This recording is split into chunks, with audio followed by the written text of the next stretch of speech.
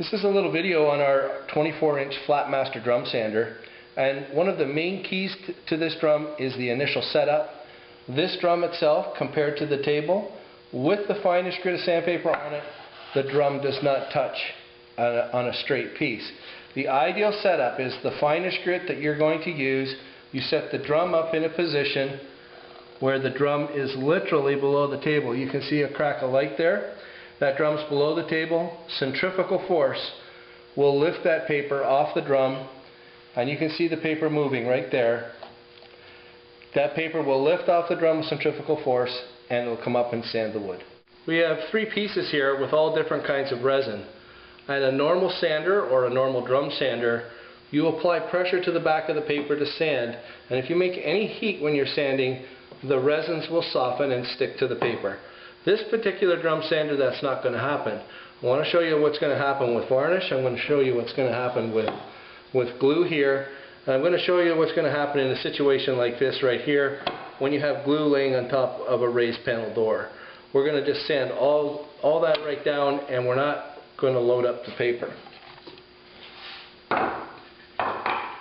So we've got this heavy glue right here. This is Tight Bond 2, and you can just feed that right through your drum.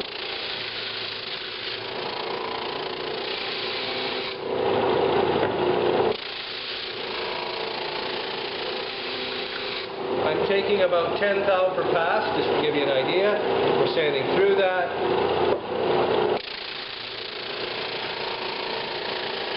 Right now I don't have a dust collector hooked up to this. The dust is just falling through. This is a static free sander, so the sawdust falls into the box. You can see how we're making that flat. Your glue's being removed, and if we shut that off, there's no loading on the drum at all. Now we'll go to the piece with varnish.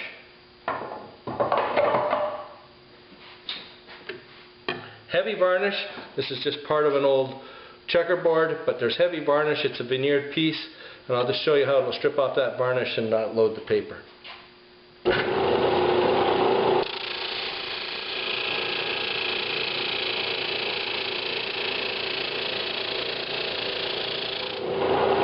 I'll stop part way so you can see what I'm doing. I'm going to start it up again and just keep going and strip that varnish off. Final pass over that piece, and you can see that it's cleaning right up. You'll notice here on this piece here, there's still some varnish left right there. That means this piece wasn't perfectly flat to begin with. This sander's sanding according to the table, not according to the pressure you're applying. So your table is the mark, and you're going to sand perfectly flat every time. I do have another piece here with some paint on it. Paint is no issue with this sander. The separation of the sandpaper from the drum. You can kind of hear how that was a heavy cut at the beginning.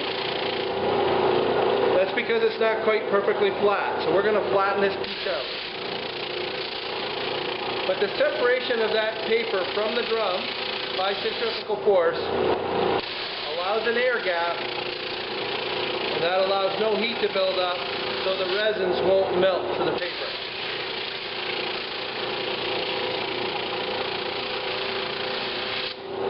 You can see that stripping that right off. No loading on that paper at all. I'll just shut that sander off so you can see that paper's all still nice and clean. One other thing I just want to show you about the Flatmaster. And if you have a drum sander, this is the easiest way to show you the real difference between this sander and any other drum sander. You can see there's a glue line right down here. You can see there's a knot here and a knot here, and this is a piece of pine. Pine is the worst thing for a drum sander because it's full of resin, and these knots are full of pitch, and the pitch will get hot and melt to the sandpaper. I am going to flatten this. If you look at this piece right now, and I don't know if we're going to be able to see this, see how this has got a twist? If this was sped through a regular drum sander, it'd end up with a twist because you're sanding by pressure.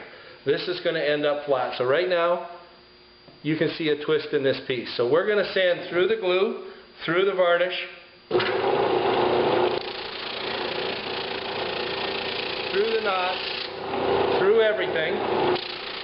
You might be able to get a glimpse of the sawdust coming out the bottom of the sander. That sawdust is falling down. It's not rising due to the fact that this is a static-free sanding system. I'm just going to stop here, give you an idea of what's happening. That's how this is leveling out. You can still see we're going to sand through some more glue here. We're sanding right through the knots. Let me do just a few more passes here.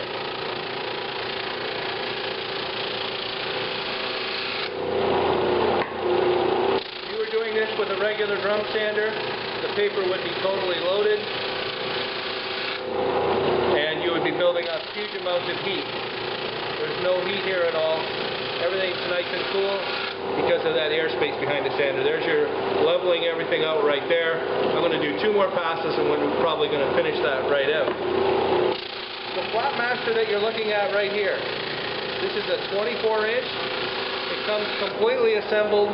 The customers need to supply their own motor. The unit that you're looking at right here is right around the $620 mark, and that includes the shipping. There you go. We're level right here, but that's how the Flatmaster works. No loading on that paper. Everything's ready to go.